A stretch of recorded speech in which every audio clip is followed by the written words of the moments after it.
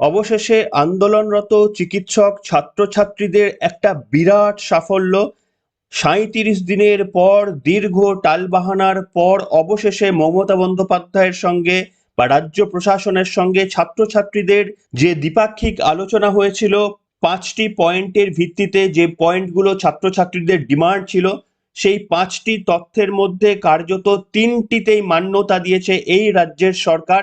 এবং যা নিয়ে ছাত্রছাত্রীরা মনে করছেন যে এটা তাদের আন্দোলনের একটা বিরাট সাফল্য। তবে তারা এটা পূর্ণ সাফল্য হয়তো এই মুহূর্তে মনে করতে চাইছেন না। কিন্তু আপনারা হয়তো গভীর রাতে টিভির পর্দায় চোখ রেখেছিলেন এবং সেখানে খবর পেয়ে গিয়েছেন মমতা বন্দ্যোপাধ্যায় অত্যন্ত কিছু গুরুত্বপূর্ণ সিদ্ধান্ত নিতে কার্যত বাধ্য হয়েছেন ছাত্রছাত্রীদের এই আন্দোলনের ফলে। এবং আন্দোলনরত ছাত্রছাত্রীদের কথায় মান্যতা দিয়ে পুলিশ কমিশনার বিনীত গোয়েলকে সরিয়ে দেওয়ার জন্য সিদ্ধান্ত নেওয়া হয়েছে বলে গতদিনে মুখ্যমন্ত্রী প্রেস কনফারেন্স করে গভীর রাতে জানিয়ে দিয়েছেন। এছাড়াও ছাত্রদের অন্যতম দাবি ছিল ডিসি নর্থ অভিষেক গুপ্তাকেও কিন্তু মমতা বন্দ্যোপাধ্যায় সরিয়ে দেওয়ার কথা বলেছেন। সাথে সাথে স্বাস্থ্য অধিকর্তা এবং স্বাস্থ্য শিক্ষা অধিকর্তারও বদলি করা হবে বলে পরিষ্কারভাবে মমতা বন্দ্যোপাধ্যায় জানিয়ে দিয়েছেন যে পয়েন্টগুলো ছাত্রছাত্রীদের ডিমান্ডের মধ্যে ছিল।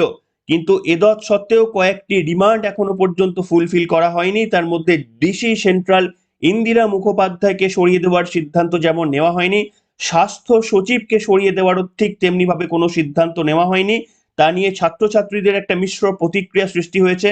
এই মুহূর্তে যখন আপনাদের সামনে গভীর রাতে খবরটি রেকর্ড করছি, তখনও পর্যন্ত ছাত্রদের তরফ থেকে জিবি মিটিং হওয়ার পর কোনো সিদ্ধান্ত জানানো হয়নি।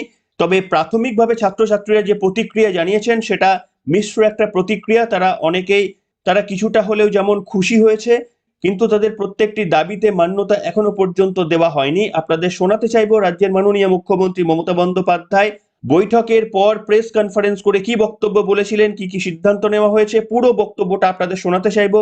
যারা শুনে নিয়েছেন তারা স্কিপ করতে পারেন, যারা শোনেননি গভীর রাতে তাদের জন্য শোনাবো এবার আপনাদের। প্লাস ওদের 4টে ডিমান্ড ছিল। 4টে ডিমান্ডের মধ্যে যেটা ছিল যে মেল ওরা আমাদের করেছে, একটা হচ্ছে 3টে নাম দিয়েছিল ফ্রম হেলথ ডিপার্টমেন্ট, একটা ডিএমই, একটা ডিএইচএস আর একটা হেলথের প্রিন্সিপাল সেক্রেটারি। আমরা ওদের বোঝালাম যে একসাথে যদি পুরো ঘরটা খালি করে দেওয়া যায় তাহলে অ্যাডমিনিস্ট্রেশনটা চলবে কি করে। সুতরাং আমরা ওদের কথা মতো ডিএম এবং ডিএইচএস কে সরাবার সিদ্ধান্ত নিয়েছি এবং তাদের সম্মানজনক ভাবে, এর থেকে উঁচু পোস্ট ওদের আর কিছু হয় না।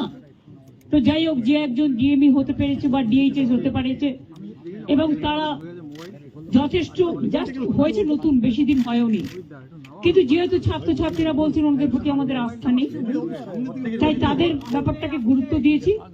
বাট এটাও ঠিক, আমি কিন্তু ডিএমই কে বা ডিএইচএস কে আমরা কাউকে অসম্মান করিনি। কিন্তু ওদের বিরুদ্ধে যেহেতু চিকিৎসকদের ক্ষোভ আছে এবং তাই ওদের দাবি মেনে নিয়ে আমরা বলেছি এই দুজনকে সরানোর সিদ্ধান্ত আমরা নিয়েছি। 3 নম্বর হচ্ছে ওদের যেটা ডিমান্ড ছিল 4 নম্বর, 3টের মধ্যে 2টো করলাম।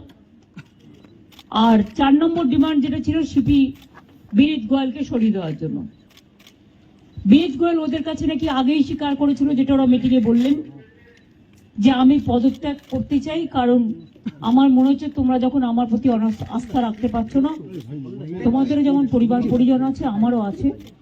এটা ওরা আমাকে মিটিংয়ে বলল এবং বলার পরে আমরা কথা বলি নিজেদের মধ্যে, সিদ্ধান্ত নিয়েছি আগামীকাল 4টের পর আমরা কলকাতা পুলিশ এ বদল আনবো এবং নতুন সিপিকে দায়িত্বভার বিনীত দেবেন। যতক্ষণ পর্যন্ত কোর্ট কেসটা কাল কমপ্লিট না হচ্ছে, 4টের পর আমরা টাইম দিয়েছি।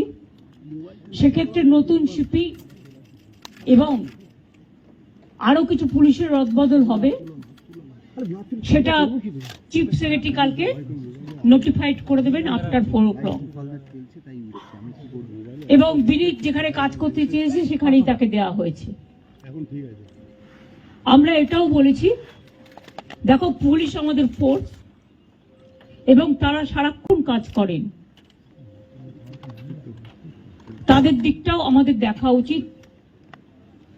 যাই হোক, সব কথা তো আর মিনিটসে লেখা যায় না, কিন্তু ওরা চেয়েছে বলেই বিনীত ওদের কথাটা মেনে নিয়ে আমাদের রেসপন্স করেছেন, জানিয়েছেন। তাই তিনি হয়তো সিপি থাকবেন না যতক্ষণ পর্যন্ত নোটিফিকেশনটা না হচ্ছে। নতুন সিপি আসবেন, আপনাদের সকলের সহযোগিতা কামনা করছি। অর্থাৎ 4টে পয়েন্টের মধ্যে 3টে পয়েন্ট আমরা কিন্তু মেনে নিয়েছি। চতুর্থ তো আমরা নিজেদের থেকেই, যেহেতু ওই দিন সিপি পৌঁছাবার আগে নর্থের ডিসি পৌঁছেছিলেন আগে, এবং 14 তারিখে ঘটনাটা ঘটেছিল এবং ওরা অভিযোগ করেছিল, যার জন্য নর্থের ডিসিকেও সরিয়ে দেওয়ার সিদ্ধান্ত হয়েছে। ওখানে কাকে দায়িত্ব দেওয়া হবে সেটা কালকে ডিসাইড হবে। এছাড়াও সেফটি, সিকিউরিটি, হসপিটালের ডেভেলপমেন্ট, ইনফ্রাস্ট্রাকচার গুরুত্ব দিয়ে দেখা হবে, এবং এক্ষেত্রে টাইম টু টাইম যদি কোনো প্রবলেম অ্যারাইজ করে চিফ সেক্রেটারির আন্ডারে একটি কমিটি বানিয়ে দেওয়া হয়েছে। শুনলেন বন্ধুরা, এটা নিশ্চিতভাবে এটা বলতে দ্বিধা নেই যে একটা বিরাট সাফল্য আন্দোলনের। কারণ দীর্ঘ আন্দোলন ছাড়া মমতা বন্দ্যোপাধ্যায়ের সরকারকে এতটা চাপ দিতে না পারলে কোনোদিনই এই সিদ্ধান্তগুলো রাজ্যের মাননীয় মুখ্যমন্ত্রী যে নিতে পারতেন না সে কথা বলাই বাহুল্য। এবং এই আন্দোলনের ফলেই যে মুখ্যমন্ত্রী একমাত্র চাপ নিয়েছেন বা বাধ্য হয়ে এই পথ নিয়েছেন, পদত্যাগগুলো মেনে নিয়েছেন, সে কথা বলতেই হয়। এবং এর পূর্ণ ক্রেডিট যেমন আন্দোলনরত চিকিৎসকদের, তেমনি এর ক্রেডিট পশ্চিমবঙ্গের মানুষের জন্য। কিন্তু এর পরেও আমার সবথেকে বড় প্রশ্ন হচ্ছে, এই সমস্ত স্বাস্থ্য অধিকর্তা, স্বাস্থ্য শিক্ষা অধিকর্তা, বিনীত গোয়েল, ডিসি নর্থ, এদেরকে সরিয়ে দিয়ে কি সত্যি সত্যি আরজি করের নির্যাতিতার বিচারটা পাওয়া গেল? সত্যি সত্যি কি সমাজের পরিবর্তন আসবে?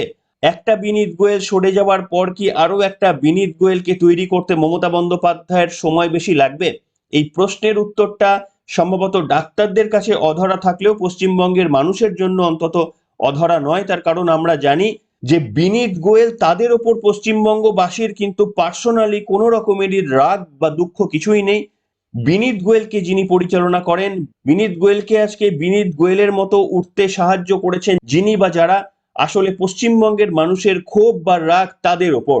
তাই একটা বিনীত গোয়েল, একটা স্বাস্থ্য অধিকর্তা, একটা ডিসি নর্থ সরে যাওয়াতে আমার মনে হয় বিরাট কোনো পরিবর্তন আসবে বলে মনে হয় না। তার কারণ মমতা বন্দ্যোপাধ্যায় যে কোনো আমলাকে বিনীত গোয়েল বানিয়ে নিতে পারেন, সেটা তার হাতের কারসাজি, সেটা কোনো ব্যাপারই নয়। তাই ছাত্রছাত্রীরা কি সিদ্ধান্ত নেয় সেটা অত্যন্ত গুরুত্বপূর্ণ। তার কারণ তাদের মনে রাখতে হবে, তাদের এই আন্দোলনকে পশ্চিমবঙ্গের প্রত্যেকটি মানুষ মান্যতা দিয়েছে। শুধুমাত্র এই সংকীর্ণ নিজেদের স্বার্থর কথা মাথায় রেখে যদি তারা এই আন্দোলন নিয়ে যান, তাহলে এতদিন পর্যন্ত পশ্চিমবঙ্গের মানুষ যেভাবে তাদের পাশে ছিল, আপনারা হয়তো দেখবেন যে কোনো একটা ভুল সিদ্ধান্ত ছাত্রদের তরফ থেকে ছাত্রদের ওপরে পশ্চিমবঙ্গের মানুষের এই আবেগটা সম্পূর্ণ ঘুরে যেতে পারে। কারণ পশ্চিমবঙ্গের মানুষ ছাত্রদের ওপর কিন্তু লক্ষ্য করে আশায় বুক বাঁধছে যে জাস্টিস শুধু চিকিৎসা ক্ষেত্রে নয়, গোটা পশ্চিমবঙ্গ জুড়ে যা অনাচার অবিচার হয়েছে তার প্রত্যেকটি ক্ষেত্রে জাস্টিস এই আন্দোলন করে ছাত্রছাত্রীরা সকলকে ফিরিয়ে দেবেন। ছাত্রছাত্রীরা সেটা যদি করতে না পারেন, যদি সার্বিকভাবে কোনো পদক্ষেপ নিতে না পারেন, তাহলে কিন্তু এটা তারা নিজেদের সাফল্য বললেও পশ্চিমবঙ্গের মানুষ কিন্তু এটা তাদের ব্যর্থতা হিসাবে মনে করবেন। আপনারা মনে রাখবেন, ছাত্রছাত্রীদের এই 5 দফা দাবিতে কোথাও স্বাস্থ্যমন্ত্রীর পদত্যাগ ছিল না, যে দাবিটা পশ্চিমবঙ্গের প্রত্যেকটি মানুষের ছিল। এখানেই একটা বড় ডিফারেন্স অন্তত ছিল। কারণ পশ্চিমবঙ্গের সাধারণ মানুষ মনে করেছিলেন যে স্বাস্থ্যমন্ত্রীর পদত্যাগ নিদেন পক্ষে এই ঘটনাটাই অত্যন্ত প্রয়োজনীয়, কিন্তু সেখানে ছাত্রছাত্রীদের ওই 5 দফা দাবি দেওয়ার মধ্যে কোথাও স্বাস্থ্যমন্ত্রীর পদত্যাগের দাবি জানানো হয়নি। দেখুন, আজকে মুখ্যমন্ত্রী চাপে পড়ে, এবং এই চাপ শুধুমাত্র যে আন্দোলন চলছিল ডাক্তারবাবুদের সেই চাপ তো নয়, পশ্চিমবঙ্গের বিভিন্ন জায়গায়, গ্রামে গঞ্জে, ছোট শহরে, মফস্বল শহরে, কলকাতার বুকে একের পর এক আন্দোলন হচ্ছিল ন্যায় চেয়ে। এই আন্দোলন বাংলার 10 কোটি মানুষের আন্দোলন ছিল। এই আন্দোলনে ভয় পেয়ে মাননীয় মুখ্যমন্ত্রী কতগুলো স্টেপ নিয়েছে। যদিও না, যেমন বলে যে না আচালে বিশ্বাস নেই, সেরকম মমতা বন্দ্যোপাধ্যায়ও সেটা যতক্ষণ না ইমপ্লিমেন্ট করছে ততক্ষণ আমরা বিশ্বাস করছি না। কিন্তু কতগুলো প্রশ্ন থেকে যাচ্ছে যে বিনীত গোয়েল এই টালা থানার ওসি অ্যারেস্ট হওয়ার পর পরিষ্কার বোঝা গেছে যে পুলিশ প্রশাসনের রোল ছিল তথ্য প্রমাণ লোপাট করাতে। তো এই তথ্য প্রমাণ লোপাট করাতে তো কাউকে সরিয়ে দিলে হয় না, তার তো শাস্তি হতে হবে, তাকে শাস্তি দিতে হবে। একসময় বিনীত গোয়েল সাহেব নিজে সিবিআইয়ের উপর ভরসা রেখে বলেছিলেন যে সিবিআই তো তদন্ত করছে, আমাদের মধ্যে থেকে কেউ তথ্য প্রমাণ লোপাট করেছে কিনা, যদি সিবিআই সেরকম প্রমাণ পায় ব্যবস্থা নেবে। তা আজকে বিনীত গোয়েলকে শুধু উনি সরিয়ে দিলেন বাঁচানোর জন্য। এইভাবে বিনীত গোয়েলকে উনি বাঁচাতে পারবেন না। বিনীত গোয়েলকে জেলে যেতে হবে যদি তার ইনভলভমেন্ট পাওয়া যায়, এবং আমার বিশ্বাস পাওয়া যাবে। তার সাথে সাথে এই যে বিভিন্ন স্বাস্থ্য অধিকর্তাদেরকে সরালেন, বাংলার মানুষের আন্দোলনের জন্য সরালেন, বাংলার মানুষের কাছে বাঙালির কাছে মাননীয় মুখ্যমন্ত্রী হেরে গেলেন। কিন্তু তার সাথে সাথে আমরা জানি যে এটা একটা ঘুণ ধরা ব্যবস্থা, এবং সেই ব্যবস্থাটা তৈরি করেছেন হচ্ছে মমতা বন্দ্যোপাধ্যায়। সেজন্য আমাদের দাবি এখনো পুরো পূর্ণ হয়নি। মাননীয় মুখ্যমন্ত্রীর আমরা পদত্যাগ চাই। তিনিও নিজে বলেছিলেন যে আমি পদত্যাগ করে দেবো যদি জনগণ চায়। আমার মনে হয় জনগণ সেটাই চাইছে, বিজেপির মনে হচ্ছে সেটাই চাইছে জনগণ। তাই ভারতীয় জনতা পার্টির আন্দোলন আগামী দিনে চলবে। মাননীয় মুখ্যমন্ত্রী এদেরকে ওই বলির বকরা করে বেঁচে যাবেন, স্কেপগোট করে বাইপাস করে চলে যাবেন, বেঁচে যাবেন, এটা হতে পারে না। এই 4-5 জন যারা বলির বকরা হচ্ছে তারা নিজেরা সানন্দে বলির বকরা হন, বাংলার মানুষ আর বলির বকরা হতে রাজি নয়। দেখুন, আরো কিছু কথা আপনাদের সামনে এই প্রেক্ষিতে বলতে চাই। আপনারা জানেন যে 1947 সালের 15ই আগস্ট আমরা ইংরেজদের হাত থেকে, অর্থাৎ গোটা ভারতবাসী ইংরেজদের হাত থেকে স্বাধীনতা লাভ করেছিল, এবং সেই অর্থে পশ্চিমবঙ্গবাসীও 1947 সালের 15ই আগস্ট আমরা স্বাধীনতা পেয়েছিলাম। কিন্তু একথা বোধহয় সকলেই বিশ্বাস করেন, এমনকি পুলিশের নিচুতলার কর্মীরাও হয়তো বিশ্বাস করেন যে ইংরেজদের দাসত্বকালে তদানীন্তন পুলিশদের যতটা স্বাধীনতা ছিল, এখনকার মমতা বন্দ্যোপাধ্যায় বা এখনকার রাজনৈতিক আমলে পুলিশদের সেই একই রকমেরই স্বাধীনতা রয়ে গিয়েছে। অর্থাৎ কার্যত বলা চলে যে তারা এখনো কোথাও গিয়ে পরাধীন হয়েই রয়েছেন। কেন?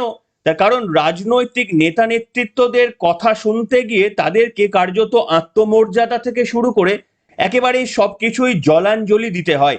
এর প্রকৃষ্ট উদাহরণ আপনারা এই মুহূর্তে বলতে পারেন টালা থানার ওসি, তার যে অবস্থা হয়েছে, অভিজিৎ মণ্ডল, তাকে দেখেই অনেকে সেটাই মনে করছেন। দেখুন, আপনাদের সামনে আমি কলকাতা পুলিশের যে স্ট্রাকচার সেইটি একটি ছবির মাধ্যমে তুলে ধরবো। সেটা দেখলেই আপনারা বুঝতে পারবেন যে এই যে ওসিকে গ্রেপ্তার করা হয়েছে, তিনি সত্যি সত্যি নিজে যে কিছুই করতে পারতেন না। যে এভিডেন্স ট্যাম্পারিং এবং আরজি করের ধর্ষণ ও খুন মামলায় সিবিআই গ্রেপ্তার করেছে এই অভিজিৎ মণ্ডলকে, ওসিকে, তিনি কি নিজেই সমস্তটা করেছিলেন নাকি তার উপর নির্দেশ দেওয়া হয়েছিল, সেটা আপনারা পুলিশের এই স্ট্রাকচারটা দেখলেই বুঝতে পারবেন। দেখুন, একেবারেই সব থেকে ওপরে রয়েছে কমিশনার অফ পুলিশ, অর্থাৎ এই মুহূর্তে আমাদের বিনীত গোয়েল। তারপরে স্টেপে রয়েছে অ্যাডিশনাল কমিশনার অফ পুলিশ, তারপরে রয়েছে জয়েন্ট কমিশনার অফ পুলিশ, তারপরে রয়েছে ডেপুটি কমিশনার অফ পুলিশ, তারপরে অ্যাসিস্ট্যান্ট কমিশনার অফ পুলিশ, তারপরের ধাপে রয়েছে কিন্তু ওসি বা ইন্সপেক্টর। এই লেভেলে কিন্তু বিলং করতেন এই অভিজিৎ মণ্ডল, যাকে গ্রেপ্তার করা হয়েছে, এবং তার তলায় রয়েছে সাব ইন্সপেক্টর। এবার আপনারা বুঝতে পারছেন যে ওসি কতটা একেবারে নিচের তলার অফিসার, এবং তিনি নিজের ইচ্ছাতে যে কিছুই করতে পারেন না, সেটা আপনারা এই স্ট্রাকচারটা দেখলেই বুঝতে পারবেন। যদিও প্রত্যক্ষ বা বেশ কিছু প্রাথমিক প্রমাণের ভিত্তিতে সিবিআই কিন্তু তাকে গ্রেপ্তার করেছে। অর্থাৎ যেটা দিয়ে আপনাদের সামনে শুরু করলাম, যে পুলিশ সেদিনও পরাধীন ছিল আর আজকেও যেন পরাধীন। যে নির্দেশ হয়তো এই ইন্সপেক্টর বা ওসি একেবারে অক্ষরে অক্ষরে পালন করে এসেছেন অভিজিৎ মণ্ডল, কিন্তু তিনি কোনোভাবেই স্বীকার করতে হয়তো এই মুহূর্তে পারবেন না যে তাকে দিয়ে এই কাজ করানো হয়েছিল। কারণ তিনি জানেন তার এখনো অনেক দিন চাকরি বাকি রয়েছে। তিনি জানেন তাকে পশ্চিমবঙ্গেই থাকতে হবে, মমতা বন্দ্যোপাধ্যায়ের শাসনকালেই থাকতে হবে, এবং কি পানিশমেন্ট তিনি পেতে পারেন সেটা বোধহয় তিনি সব থেকে ভালো করে জানেন। আর আপনাদের একথা বলবো, আপনারা হয়তো জানেন গতকাল একটি অত্যন্ত ইন্টারেস্টিং ঘটনা ঘটেছে। আমরা দেখলাম লালবাজার থেকে পুলিশের অত্যন্ত উচ্চ পদস্থ আইএএস অফিসার, 3 জন আইএএস অফিসার, তারা কিন্তু এই ইন্সপেক্টরের বাড়িতে চলে গিয়েছিলেন যাদবপুরে, এবং সেখান থেকে বেরিয়ে সাংবাদিকদের সামনে তারা পরিষ্কারভাবে বললেন যে আমরা সর্বৈব ওই অফিসারের পাশে রয়েছি, তাদের পরিবারের পাশে রয়েছি। কিন্তু হঠাৎ করেই কেন 3 জন উচ্চপদস্থ আধিকারিকরা তারা চলে গেলেন এই ওসির বাড়িতে, এবং তাদের পরিবারকে সান্ত্বনা দেওয়ার চেষ্টা করলেন এবং সাংবাদিকদের সামনেও বলতে দ্বিধা করলেন না যে উনি কোনো ভুল করেননি, তিনি একেবারেই সবকিছু ঠিকঠাক করেছেন এবং আমরা তার পরিবারের পাশেই রয়েছি। ভাবুন একবার, কেন্দ্রীয় তদন্তকারী সংস্থা তারা মনে করছে যে একেবারেই কোনোটাই ঠিক কাজ করেননি তিনি, এবং আপনারাও টেকনিক্যাল পার্সন না হয়েও বুঝতে পারবেন যে কোনো কাজটাই ঠিকমতো হয়নি। তা সত্ত্বেও তিনজন উচ্চপদস্থ আধিকারিকরা তারা মনে করছেন যে ওই ওসি একেবারেই ঠিকঠাক কাজ করেছেন। এবার বুঝতে আপনাদের অসুবিধা হবে না ওই তিনজন আধিকারিক যারা ওই ওসির বাড়িতে গিয়েছিলেন তারা কার বার্তা নিয়ে সেখানে এসেছিলেন। এখানে আপনাদের বিরোধী দলনেতা শুভেন্দু অধিকারীর একটা গুরুত্বপূর্ণ বক্তব্য শোনাতে চাইব। বিরোধী দলনেতা এখানে বলছেন যে ওই তিনজন আধিকারিক প্রাক্তন টালা থানার ওসি অভিজিৎ মণ্ডলের বাড়িতে গিয়েছিলেন তথ্য প্রমাণ যদি কিছু থেকে থাকে এখনো পর্যন্ত সেগুলো লোপাট করার জন্য, এবং কার্যত বাড়ির লোকজনদের বলার চেষ্টা করেছিলেন যেন অভিজিৎ মণ্ডলের সঙ্গে দেখা করার সময় পরিষ্কারভাবে বলে দেওয়া হয় বিনীত গোয়েলের নামটা যেন কোনোভাবেই না নিয়ে ফেলেন জেরার সময়। এই বার্তা দেওয়ার জন্যই ওই তিনজন আধিকারিক ওই পরিবারের সঙ্গে দেখা করেছেন বলে মারাত্মক অভিযোগ করেছেন বিরোধী দলনেতা শুভেন্দু অধিকারী। কি বলেছেন তিনি শোনাবো আপনাদের। তারপরে প্রমাণ হয়েছে পুলিশ এভিডেন্স লোপাট করেছে, প্রমাণ হয়ে গেছে, এর জন্য আর সময় লাগবে না। আমি বলি আজকে যাদবপুরে ওসি অভিজিৎ মণ্ডলের বাড়িতে জয়েন্ট সিপি ডিসি এক গাদা পুলিশকে পাঠিয়েছেন মাননীয়া। কেন কেন পাঠিয়েছেন? 3 দিনের রিমান্ড হয়েছে। ওর বাড়িতে যদি তথ্য প্রমাণ থেকে থাকে লুপাট করতে আর পরিবারের লোকের মাধ্যমে অভিজিৎ মণ্ডলকে মেসেজ পাঠাতে যে আপনি দয়া করে সিপি বিনীত গোয়েলের নাম বলবেন না। আমরা দাবি করি রিমান্ডে নেওয়ার পরে কলকাতা পুলিশের এই টিম উনার বাড়িতে গিয়ে আরেকটা অপরাধ করলেন এভিডেন্স ডিস্ট্রয় করার জন্য। তাই সিবিআই এর বিরুদ্ধে ব্যবস্থা নেওয়া উচিত। একদিকে উই ওয়ান্ট জাস্টিস, অন্যদিকে কপিল সিব্বলের নেতৃত্বে 21 জন, আর অন্যদিকে টালা থানার রিমান্ডে থাকা ওসির বাড়িতে জয়েন্ট সিপি সহ 20 জনের জাম্বো টিম পাঠানো। দুটোর মধ্য দিয়ে প্রমাণ হয়েছে দফা 1 দাবি 1 মমতার পদত্যাগ।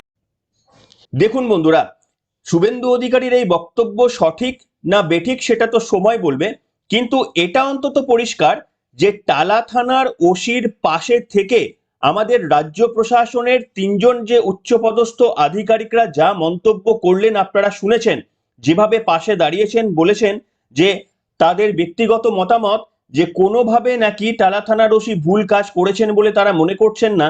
এটা শুনে অন্তত পরিষ্কারভাবে আর বুঝতে অসুবিধা হয় না যে এই টালা থানার ওসি নিজে থেকে কাজটা করেননি।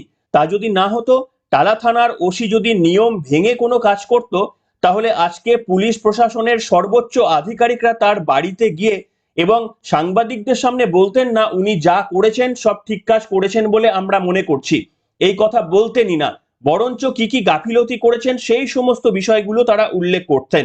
অর্থাৎ এই টালা থানা ওসি তার দুষ্কর্মের দায়ভার কার্যত প্রশাসন নিজেদের অজান্তেই বা নিজেদের ভুল পদক্ষেপে কিন্তু নিয়ে নিল।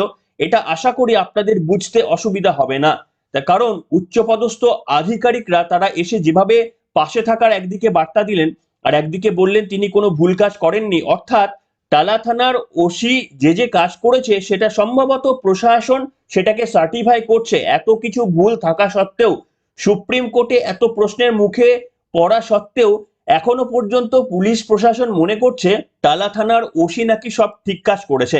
এবার আপনারা ভাবুন, এই প্রশাসনের কাছ থেকে কি সত্যি সত্যি আশা করা যায় যে এনারা জাস্টিস দেবেন? এত কিছু ঘটে যাওয়ার পর, এত আন্দোলনের পর, এত মানুষের বিক্ষোভের পর এক চুল দেখেছেন যে মমতা বন্দ্যোপাধ্যায়ের প্রশাসনের কোথাও গিয়ে নিরপেক্ষ ভূমিকার অন্তত পরিবর্তন আনার চেষ্টা করছেন। তিনি মনে করছেন যা হয়েছে ভুল হয়েছে, এবার থেকে স্টিয়ারিং ঘুরিয়ে সততার প্রতীকে সত্যি গাড়িটাকে চালাতে হবে। কোথাও কি লক্ষ্য করছেন? এক চুলো লক্ষ্য করবেন না, বরঞ্চ যে যে উপায়ে এতদিন পর্যন্ত প্রশাসন চালিয়েছিলেন আমরা প্রত্যেকটি পদক্ষেপে দেখছি সেইভাবেই কিন্তু প্রশাসনটাকে এগিয়ে নিয়ে যাওয়ার চেষ্টা করছেন। তবে এবার আসি, আপনাদের সামনে একটা তথ্য দিই। এই খবরটি যখন আমি করেছি তখন সুপ্রিম কোর্টের শুনানি শুরু হয়নি, কিন্তু আপনাদের আগেই বলে রেখেছিলাম যে সুপ্রিম কোর্টে ছাত্রছাত্রীদের হয়ে যিনি আইনজীবী হয়ে দাঁড়িয়েছিলেন সেটি পরিবর্তন করা হয়েছে। একজন বিদগ্ধ আইনজীবীকে ছাত্রছাত্রীরা নিয়োগ করেছেন, ডাক্তারি পড়ুয়ারা নিয়োগ করেছেন। তার নাম হচ্ছে ইন্দিরা জয়সিংহ। সেই ইন্দিরা জয়সিংহ অত্যন্ত বিদগ্ধ। আপনাদের বলেছিলাম এই যে সুপ্রিম কোর্ট এবং হাইকোর্টের লাইভ স্ট্রিমিং গুলো আমরা দেখছি সেটা তার পিটিশনের একটা ফলস্বরূপই কিন্তু সেটা আমরা দেখতে পাচ্ছি। কিন্তু তাকে নিয়েও অনেক প্রশ্ন উঠতে শুরু করেছে।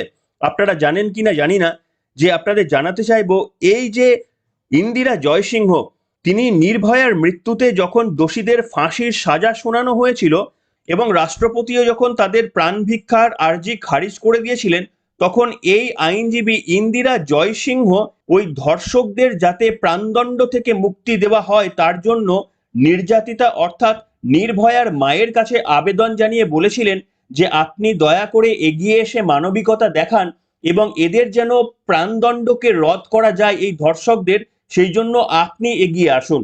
হেন ইন্দিরা জয়সিংহকে ছাত্রছাত্রীরা তাদের হয়ে সওয়ালের জন্য সুপ্রিম কোর্টে কিন্তু ঠিক করেছেন।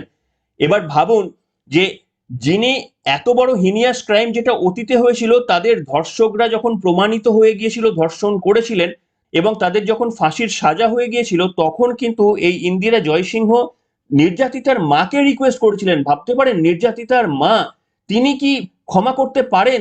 তার মেয়েকে যারা অত্যাচার করে এইভাবে মৃত্যুর পথে ঠেলে দিয়েছে তিনি কি ক্ষমা করতে পারেন? কিন্তু এই ইন্দিরা জয়সিংহ তার মাকে বলেছিলেন যে আপনি ওনাদের প্রাণ ভিক্ষা দিন এবং আপনি ওনাদের মৃত্যুদণ্ডকে রোধের জন্য সেটাকে বলুন, আবেদন জানান। হেন ইন্দিরা জয়সিংহকে কিন্তু ছাত্রছাত্রীরা তাদের আইনজীবী হিসাবে নিয়োগ করেছেন। শুধু তাই নয়, বিতর্ক আরো রয়েছে। আপনাদের একটা ছবি দেখাতে চাইবো, এটা নিশ্চিতভাবে আপনাদের অবাক করবে। দেখতেই পাচ্ছেন ছবিটা, গীতা লুথরাকে সরিয়ে ছাত্রছাত্রীদের নতুন সুপ্রিম কোর্টের আইনজীবী ইন্দিরা জয়সিংহর সঙ্গে আমাদের এই পশ্চিমবঙ্গের একজন বিতর্কিত সাংসদ, যিনি উৎকোচ নেওয়ার অভিযোগে তার গতবারের যে সাংসদ পদ সেটি খারিজ হয়ে গিয়েছিল, তার সঙ্গে ঘনিষ্ঠতার একটা ছবি দেখুন। অর্থাৎ আমি বলতে পারবো না এটা পার্সোনাল কোনো ছবি নাকি সত্যি সত্যি তৃণমূল কংগ্রেসের সঙ্গে তার কোনো ঘনিষ্ঠতা রয়েছে সেটা বলতে পারবো না। তবে অরূপ চক্রবর্তী, তৃণমূল কংগ্রেসের কাউন্সিলর কাম স্পোক্স পারসন, তিনি এই ছবিটা কিন্তু তার ফেসবুক প্রোফাইলে দিয়েছেন। কাজেই এখানেও কিন্তু একটা বিতর্ক। এই ছবিটা দেখে আপনারা মহুমৈত্রর সঙ্গে এই ক্লোজ ছবিটা দেখে আমরা বলতে পারবো না যে তার সঙ্গে তৃণমূল কংগ্রেসের কোনো সম্পর্ক রয়েছে কিনা, তৃণমূল কংগ্রেসকে তিনি সফট কর্নারের চোখে দেখেন কিনা সেটা বলতে পারবো না। কিন্তু কপিল সিব্বলের এগেনস্টে এহেন আইনজীবী তিনি কতটা লড়াই দিতে পারবেন সেটা কিন্তু লড়াইয়ের আগেই একটা প্রশ্ন শুরু হয়ে গেল। যদিও অহেতুক কিন্তু প্রশ্ন শুরু করার কোনো কারণ নেই, তার কারণ সুপ্রিম কোর্টে তিনি কতটা ঝাঁঝালো শুনানি করছেন সেটা আসার পরে কিন্তু আমরা এ নিয়ে আরো বেশি কাটাছেঁড়া করতে পারবো।